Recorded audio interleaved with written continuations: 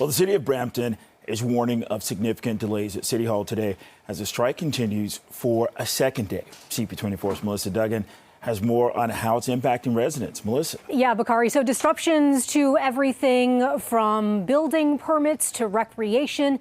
That's what we're seeing here on day 2 of this strike by some 1,200 city workers. We want to get the latest, though. So let's check in with Brampton's Mayor Patrick Brown joining us live here. Thanks so much for being with us today, Mayor. My pleasure. Okay, we appreciate these regular updates with you because yesterday we heard from you and you warned that the city could be seeing a long labor disruption. So we want to get an update. Is that still the case? What's the latest on talks? Yeah, it's disappointing where we are today. The city of Brampton offered word for word the same deal that CUPE and Mississauga accepted this summer. Literally a matter of months apart. And right now our local CUPE is asking for demands that are completely out of whack with what we've seen accepted elsewhere. They want to be tied to fire and police, but those are essential workers who don't have the right to strike. And there's danger pay inherent in their profession.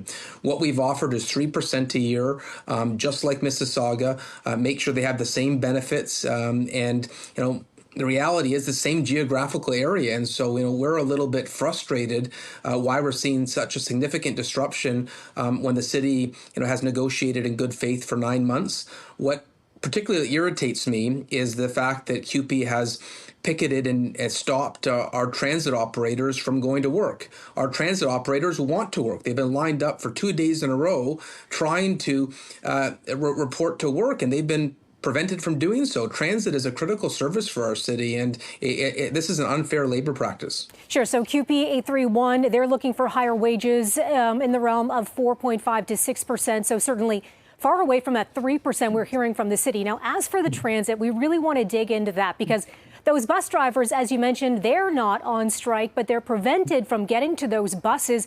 I wonder what the city can do here to make sure that those buses could get rolling again. So they have lined up every day to report to work. I got a call today from Andrew Salaby, who's the head of the local transit operators union, ATU 1573. He says, we're ready to work. We know how important public transit is to our city. We have the fastest growing transit system in the country. Our residents use transit.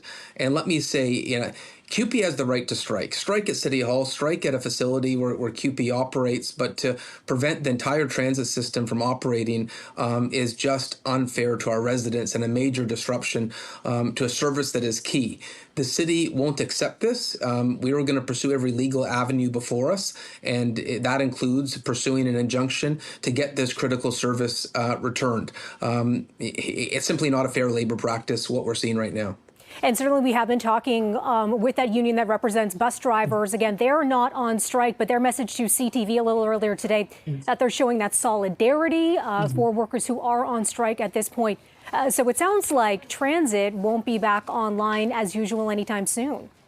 Well, transit's reported to work every day. They've lined up at the facilities to come into work and have been prevented from entering. And so, I appreciate the collaborative spirit of transit. They want to report to work, and we hope that they'll be able to return to work. Hopefully, the picket that we're seeing at transit facilities will stop. Otherwise, the city will seek an injunction. Okay, so that's the big spillover effect that we're seeing right now in Brampton. But I wonder if you can give me more on kind of the nuts and bolts. We're hearing from the city of Brampton. If you want to get an update on services, to visit the website, contact 311. But let's go right to the source. That is you, Mayor. I wonder what you're hearing at your office that are the big impacts that are affecting residents right now.